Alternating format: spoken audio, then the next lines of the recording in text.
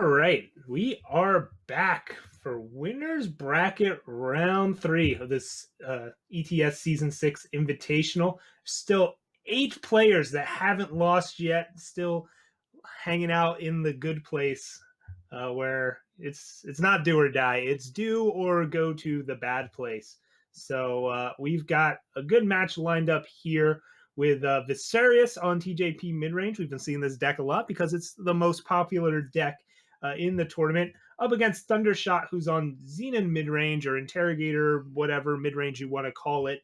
The second most popular deck in this format, and we haven't seen these two decks go up against each other yet on coverage. So here to help me break down this matchup is Gabe, aka Calimdir. Yeah, hello. This is going to be another cool matchup. We've seen the TJP deck come out with the intention of beating Argenport, and we've also seen the Xenon deck come out because it's good against a lot of the field and has a good match, like a 50-50 against Argenport and a better post board. So these are two decks that weren't really built with each other in mind, but coincidentally have a lot of interesting play with each other. Yeah, one of the cool things with Xenon is that it's an Obelisk deck that also has answers against Obelisk decks because of Banish, but it's still a little weak to the go wide strategy of like, a scouting party and crystallize. So that is the big weakness here with in this matchup for Xenon. And we've seen other Xenon decks with different mainboard and sideboard plans, like I've alluded to before. The early game is pretty much always the same with Instigators, Wasps, Interrogators, Ions, Dawnwalkers. Like that whole thing is pretty stock. It's what you're doing above. And we see here 4 Obelisk, 2 Twin Brood Sauropod main deck, 2 Carnosaur, instead of something like Umbran Reaper or more Carnosaurs. And we'll see how that pays off in this. And the real variety with these Xenon decks is the sideboard. We saw a couple Xenon decks with something like Infinite Hourglass to help against Crystallize and other kinds of board stall breakers or certain matchups. Thundershot doesn't have access to that, but has a few other different cards here with stuff like Varus Choice, the full 4 Suffocate, things like that could potentially help out in this matchup. Yeah, I think I'm inclined to favor Xenon in this matchup. Maybe I'm biased because I like the deck, but yeah. But I definitely think Blister Sting Wasp loses a lot of value in this matchup versus Argenport or some of the other decks that it's really great against. The other big thing that like basically TJP, as you alluded to, can sometimes have power issues, and I think that'll be the big determining factor here, as hopefully Xenon doesn't run into those issues as much. But TJP has a lot of silences built in, and that can go a long way against like this killer Dawnwalker recur with Dark Return kind of plan. But at the same time, can have just some natural built-in card advantage like Interrogator. As this game gets underway, Visarius opens on double Diplo Seal for double time sources, and then we'll use the Huru banners and Seed of Orders as ways to get the rest of the influence requirements, but nothing too explosive here on either end. Yeah, so that was a really interesting line from Sirius. He decided that ensuring that he can play every card for the rest of the game was more important than having a tempo Kothon, which I think is going to be the correct play because he didn't have anything to follow up the Kothon, and neither of these decks is super aggressive. So just him being the 3 faction deck and having access to all of it is going to be really impactful. Yeah, being super aggressive isn't key, but getting on board quickly is still really important here. Neither deck is great at swinging the board back into their favor, especially Visarius has a lot of answers, but not permanent answers, right? Just Desert Marshal's going to silence some stuff and leave a body behind, but it's not clearing up anything on Thundershot's end.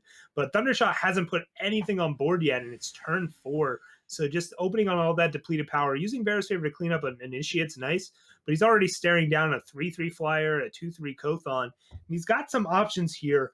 Visarius is tapped out, so the coast is clear to go for something like a Xenon Initiation on one of these 2-drops, and that might be what we see from Thundershot here. He could also go double 2-drop, but against a deck with this many Desert Marshals, getting Xenon Initiation value is pretty good. And yeah, we see that here. Blister Sting Wasp gets to kill one of these and still be a 2-4 deadly, which lines up nicely against this Valkyrie Enforcer. The other thing I don't like about this build of Xenon is the 4 obelisks, because I think it's going to end up being a little slow versus Sirius deck. I think you can afford to go max Obelisk though when you've got max 2 drops, like we see the Yeah, full yeah. class 4 Instigator. It's not too bad, but yeah, it could end up being clunky here as Vera's Favor takes out a Desert Marshal, and Banish will go onto this flyer here while Stand Together's down. So uh, Thundershot being pretty aggressive there, opting to not play any of his units, and even with that Obelisk in hand, wanted to use the Banish instead. Well, I kind of like this line because it's well, I would like this line more if he was able to like get the instigator out in there and actually start having a threatening board. Um, but I really like Thundershot's position overall because he's just got obelisk and interrogators galore, and he's going to start Yeah. really building his advantage as the Yep. more card advantage and like more controlling mid range deck, whereas Sirius is more of the value board stall. Yeah, Viserius being stuck on power here means he's drawing a lot of gas, but it also means it's really hard to hold up this stand together. As we see Kothon come down here, Thundershot hits the A space because he can hold up Banish to blow out a double block, and that looks to be what he's going for here. As Viserius goes for the double block, Banish goes on the Kothon, and Viserius does not have a board now. Yeah, this is. I mean, there's a couple of things coming into play. A lot of it being Viserius having most of his answer cards rather than his proactive cards. Yeah. But the big thing that I want to notice is the difference in base stats of units across the decks. And Xenon definitely has TJP beat there. So when the TJP deck can't play obelisk and things like that, it's just going to lose to when you play card for card, unit for unit.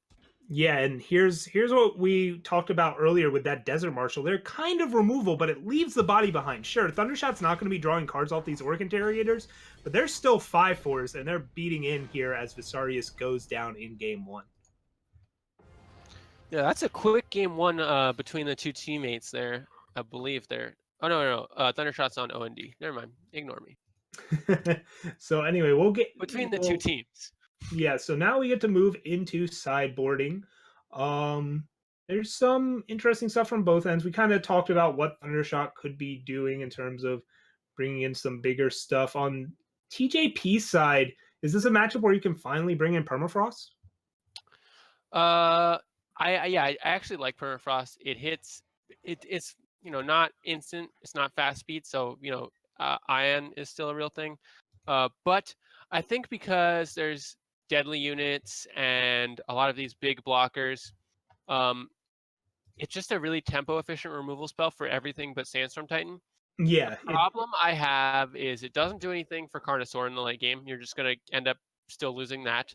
It doesn't do anything to stop value from Interrogator. Yeah. But it is great against Dawnwalker. Yeah, it's nice against Dawnwalker. It's cheap. That's the big thing. It's cheap, as it looks like these players were ready to board in this matchup as the challenge is already underway. So yeah, it'll be interesting to see how they change it all up. I think that 4th Desert Marshal, even though Viserius drew a bunch there and it didn't look that great, it is a really important card against things like Xenon Initiation and stuff. So I could see that bringing in the extra Vanquish in the side looks good. Thundershot's side, Vera's Choice is really cool against Desert Marshal. I don't know if that's enough of a reason to bring it in here, though. I actually think Vera's Choice is a great card. I don't know if you bring it in, but I think the card is criminally underplayed. But we're in this match, and man, look at Sirius's hand. That is so much gasoline right there. That is a fast clock and a lot of threat.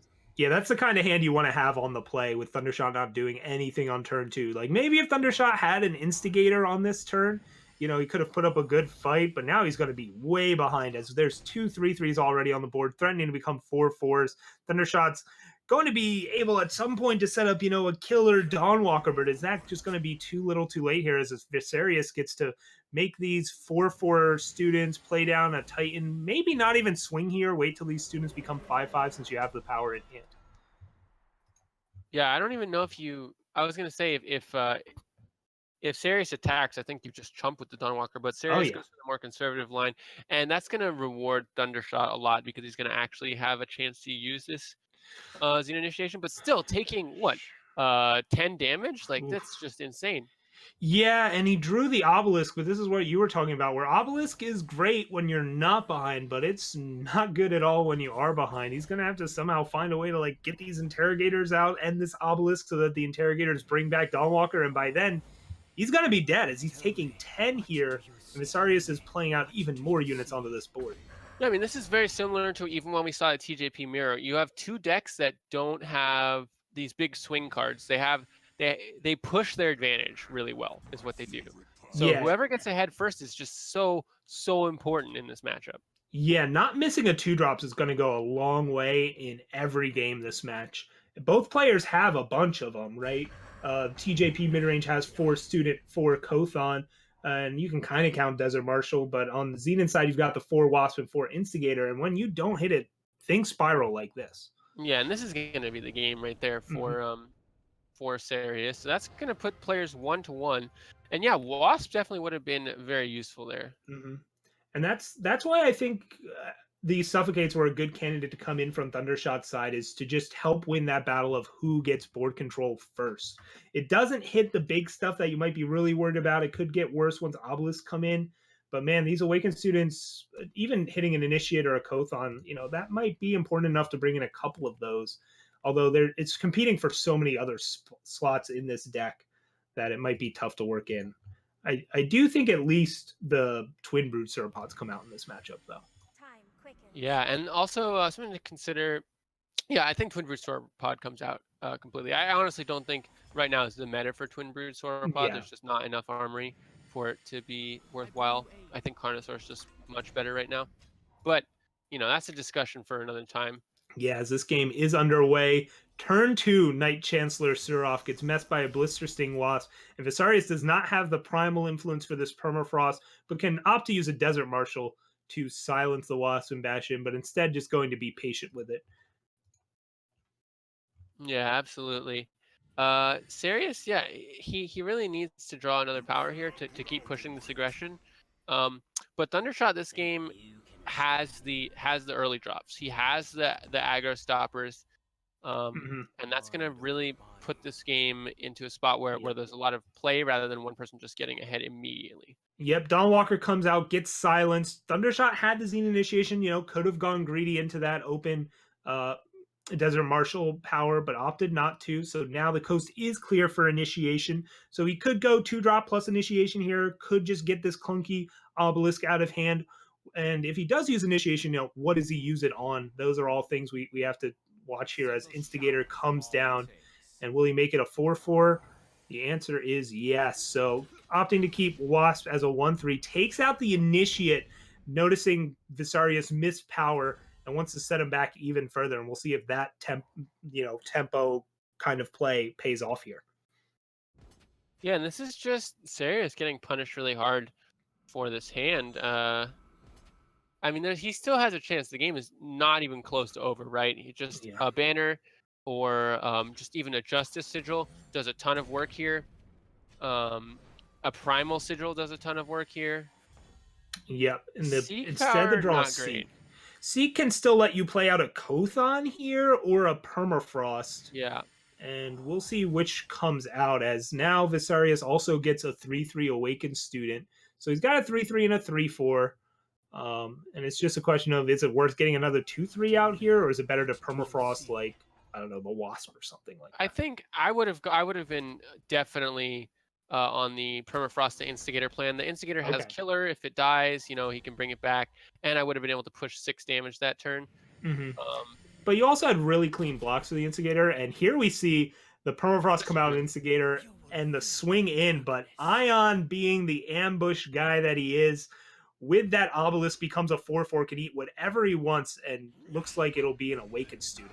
Yeah, that sneaky guy just getting in there. Yeah, because Thundershot could have played a Sandstorm Titan there, but read into it, and now Visarius is not winning this race. That's an 8-point life swing from blocks to swinging, and actually it's even more than that. Visarius finds a Justice Source, though. Valkyrie Enforcer can tell something to halt, and might have a shot at stabilizing as Thundershot found another Ion, which comes out here. Oh, yeah. And if Thundershot finds a time source, that'll unlock the Carnosaur. Instead, it's that Suffocate we talked about being real cheap and nice. comes out, takes out the flyer. A-Space comes in. Visarius is sitting at 11, and even these chump blocks are going to take out some of his health as that Instigator, while it's permafrosted, is still ticking away with its abilities. And now the Sandstorm Titan will come down from Thundershot. Yeah, and Sirius can't even cast his own Sandstorm Titan. That's going to be, yeah, there's not, so he can go to 1, right? No, Visarius is dead. Even if the Wasp comes through, let's see. No, because you can't like silence the Instigator ticks. So A-Space will come out from Thundershot. 2 comes in, you double block, you double chump, and you then lose the both Instigator. units. Yep. So yeah, Visarius goes down. Thundershot takes that game and takes the match. Right? That's 2-1. So and Thundershot. So that was. Oh, sorry, we're both excited. yeah. It was just an exciting match to see. It's just exciting to see all the matches in this Invitational, and I was just thinking about how that match progressed. I felt like a lot of it was determined by the opening draws more than is typical of Eternal, I think. Yeah, these aggressive mid-range decks, it's all about getting that board presence, especially when they're both playing Obelisk. It's who gets on board first, who keeps that board, and then who buffs their board. And it's all about, that speed out the gates and keeping board control. And we saw that play out in all those games just because they, as you said, they don't have a really great way of swinging the board back into their favor. It kind of just snowballs out of control either way. So Thundershot takes that one 2-1. Visarius still alive for top 8 and all that. He just goes down to the losers bracket and gets the consolation prize of getting to play against Unearthly. And Thundershot advances to play against Lights Out Ace. So we're going to have a Xenon Killer semi-mirror in the top 8 tomorrow. Both Lights Out Ace and Thundershot locking up top 8. They're done for the day. And wow. Moosh losing to Lights Out Ace falls to the losers bracket. So he'll have to play again today. So looks like we're getting in for a backup match here. Bruised by God versus Hythar. Bruised by God is on Xenon Ramp, and Hythar is on Dark Cambrai. So I think we're going to try and duck in here once we get that coverage set up. I think they just finished the game and they're maybe in sideboarding because they're not in game right now. But this is a matchup that I'm super excited about, and I just got them back in game now. But I'm super excited because I love both of these decks, right? I like that. I'm maybe not the biggest Cambrai fan, but I like it when it's not in style. That's what I like about it right now. And I like this take on it. And then Bruised by God, I just love how he attacks the meta from different angles all the time. And I especially love that he has this Xenon deck that really beats other Xenon decks and still has a lot of the same strengths. Yeah. We've talked about this deck a lot off camera, but haven't seen it on camera yet. This big Xenon deck, and I'm a big fan of it too. It's just the biggest of the time decks around here, other than maybe Cambrai. So just some sluggers going at it. This match is tied 1-1. So this is loser goes down to the losers bracket. Winner locks up top 8 right now. Yeah, I don't really want to see either of these players lose here. I'm a big fan of both decks, and Hythar being the SPG team captain has a lot on his shoulders there. So either way, it'll be exciting, and it'll be exciting to see the players how they do in the losers bracket as well. Yeah, so we're working on getting a hand cam set up. For now, we'll be going from just Hythar's perspective, as this is post board. Vera's favorite comes out to develop Bruised by God's power, and as we see, Hythar just has the plan, right? Sabotages and protects to protect his biggest and best threats. Doesn't have that yet, but that's not important. Yeah, speaking of Sabotage, Bruised by God runs Sabotage main board, which I love in this metagame. Yeah, we've seen that from Argenport quite a bit lately in the tournament scene. Not so much from Xenon, but in this style of Xenon deck, it makes a decent amount of sense. As Sabotage just takes a Dark Return. Again, we don't know what the rest of Bruised by God's hand was, but just taking one of those recursive pieces out seems fine. Yeah, so Hythar definitely looking like the control deck with the protects and slay in there. I don't think he's going to be inclined to play this Parliament anytime soon, or unless No, it's a pretty valuable card here. Bruised by God is on Big Xenon, but not playing anything like well, there it is. I guess he's so far away from getting 8 power that he just wants to play this out. Maybe it survives and you just back it up with Protect and go the distance. But there's part of that ramp we're talking about. Secret Pages out, ramps into Waystone Infuser, gives Bruised by God a huge value engine in play that Hythar might have to answer, even though it's not threatening to kill him. It's threatening to generate a ton of value. And there we see the Slay come out. Yeah, that's just so much cool synergy going on in Bruised by God's deck. It's really nice to see. Yeah. And then there goes another. Yes. Wow, No. he basically drew 2 cards. Yeah, this Xenon deck is value on top of value. Like, Combray leverages it through Seraph activations and, getting Mystic multiple owls Ascendant. out of things and Mystic Ascendant. But Xenon Ramp matches that. It's got 4 Mystic Ascendant. It's got 4 Waystone Infuser. It also has 4 Champion of Mystery as its card advantage out engine. So it can go hit for hit with Combray in terms of just getting tons of card draw. And but the follow-up here from Bruised by God is just a Power Stone. Yeah, and while the Dark Combray deck from Hythar's side does have Slay, Bruised by God still has Death Strike and Banish, right? He's still got plenty of removal. Sure, his Death Strikes are taxed a bit higher when it comes to these Mystic Ascendants and such, but this is not traditional big Combray. Hythar doesn't have all of the threats that big Combray normally does. Sure, he can bring in from the sideboard some more protects and sabotages and dark returns to kind of up that to tax the removal a little more, but it still can be dealt with. Yeah, it doesn't have the Martial Iron Thorns, right? That big, like, kind of extra threat that also breaks board stalls. But the deck still can play Harsh Rule, which is kind of the big equalizer here. Bruised by God always has to be a little nervous about overextending because Combray can just be like, I have Harsh Rule. Here we go. As we see Sabotage get answered by a Protect, and just more ramp cards from Bruised by God here. From Bruised by God's perspective, do you just make the read like, I'm sure Hythar took out Harsh Rule, and if he did, I'm going to punish him really hard by just not playing around it at all? Well, I mean, there's Harsh Rule, but yeah.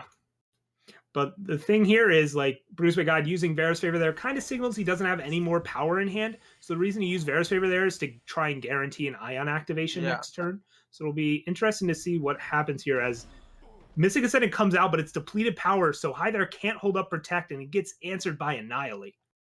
Wow. So another cool thing that I really like about this deck is I very, very infrequently activate Ion. It's just, even in the other Xenon decks, it's just hard to get to 9 power and still have the game be going on and not have other stuff to do. But in a deck with so much ramp, it's much more doable. Yeah, but Hythar there being, the Sabotage whiff. So Bruised by God, basically, we can infer here, has just more units in action in hand. I don't know if we've actually gotten his hand cam set up yet, but it doesn't look like it. So just based on the play, I would say, all right, no follow-up, playing around, doesn't want to overextend into Harsh Rule, has a good board as it is.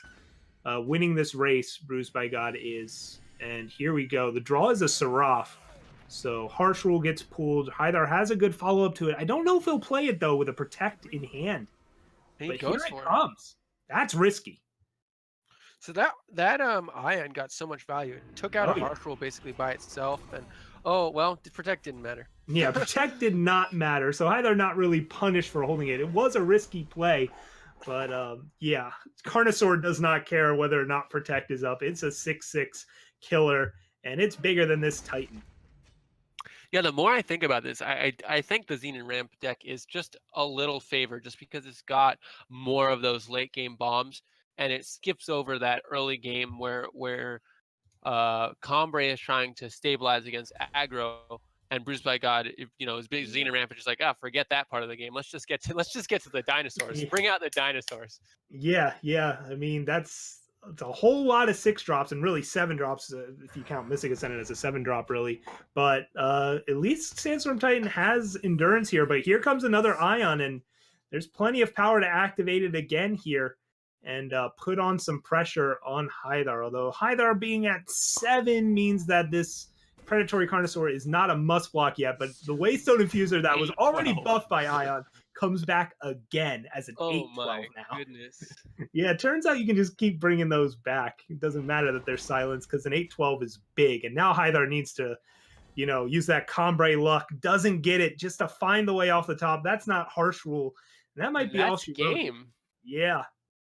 So all kinds of Xenon making its mark on this tournament as already that's at least three Xenon decks guaranteed top 8. Bruised by God with Xenon Ramp, Lights Out Ace, and Thundershot on versions of Xenon Interrogator. So that's 3 Xenon decks locking up the top 8 already. I'm not sure how much we have in the lower bracket, though. Maybe not too much more.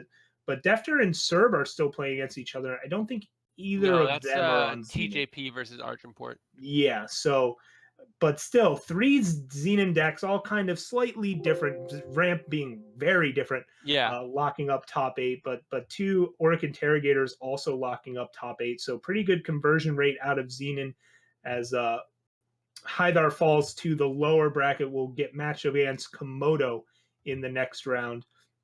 And haven't gotten any word yet about Defter versus Serb, but I don't know. I don't think we'll be going into that backup match. I think we'll just be waiting for that to play out and instead go over some of the other results. I'm still waiting on word from production, but Yeah. We all can right, go yeah. to Looks like team we are performance. going to the team performance breakdown as there's been a lot of eliminations, but also a lot of survivors here as we highlight some of the team players from the team league and just how they've been performing today. So you want to help me go through all this? Yeah, sure. So I would like to say that teams overall, there's a lot of players showing up who are not on teams. There's a lot of Right. players here who have made it really deep in the tournament that are not on teams. So that's just really, really cool. Hythar from okay, let's go team by team here. Let's start with Team OND. So they had 7 players in the Invitational. Out of those 7 players, Unearthly and Komodo are still alive in the losers bracket. We've seen them, Unearthly on that Argenport deck, alive and well. He has been beating bad matchup after bad matchup. We're going to see him run into TJP again, I think, next round. And then Komodo on his version of Dark Ombre. And then Thundershot being the only person on a team to make top 8 with his Xenon Killers list. Yeah. Then on Team SPG, we have only Hythar and Tony G still alive. We just saw Hythar go down to the losers bracket, so he's going to play one more round today. And Tony G has been having to fight his way out of losers bracket for a few rounds now. But SPG is still live to have both of them make top 8. If Hythar beats Komodo and Tony G beats Moosh, they're in. Of course, if the other happens, then ET gets some top 8 players, or whatever happens, or OND can get more. Right? All these team players, there's a lot of them, and they're playing against each other, kind of cannibalizing in spots. But as we see here, Team ET was the team that really brought the TJP list. I think everybody but Buckwheat brought it. I think everyone else may have been on it. I'm not sure if Kamado actually switched or stuck to. Yeah. Even Kamado, who got here on the back of Argenport, switched to this TJP Combray Party list. So ET, a big reason that Combray Party was so popular, everybody on that team but Buckwheat brought it. Buckwheat brought Skycrag and went 0-2. And half of them, or roughly half, are still alive. Kamado, Grimfan, David, Manu, Buckwheat are all out, but Tabu, Moosh, and Visarius still alive in the next round. But again, they're all in the losers bracket. They're all in do or die mode. Yeah, and then there's Team Eternal Warcry. They were there. Mm-hmm. They were there. Tatsumaki brought Chalice to everybody's. I'm sure everybody's really happy about that, but just got taken out by Unearthly. And Darkness brought he brought Cheeto 4 Queen. Frontier Cheetos. Is what he brought. So Eternal Warcry bringing some slightly off meta brews, hoping to take people by surprise, and maybe they did, but it wasn't quite enough. As somebody's got to lose. There's only one winner at the end of the day, and they have been eliminated. So that's how teams are standing right now. everybody kind of half alive other than Eternal Warcry. And this next losers bracket round will determine the top 8 and a whole lot of the rest of this story. So we'll be getting ready for that coverage in just a moment as we just get an update. Defter takes out Serb. So Defter locks up top 8 as well. And Serb will fall down to the losers bracket. Will have to fight for his tournament life. So that's one TJP mid range locked up for top 8. Defter was on that. So far, top 8 is Xenon Ramp, 2 Xenon Interrogators, and TJP mid range. And now Serb has to go fight Tobu to figure out who will advance to the top 8. So in the losers bracket now, we have 2 Argenport mid-range decks that could potentially go to top 8. And then I believe 2 TJP decks. So we have a lot of potential like high tier decks making it to top 8. We could see a very like predicted top 8, or depending on how that goes, we could see a very surprising top 8 as far as predicted decks. Yep, Tony G's still repping Armory as well. So there's a few different things going down here. Top 8 could be very, very. There's a lot of ways that it could end up. The top 8 meta could pan out here depending on how these matches go. So again, we won't delay that any further. We're going to take a quick break here, and then we'll get back. And it looks like we'll be bringing you Moosh versus Tony G. So we'll see if Tony G can keep Armory going into the top 8 or not when we get back.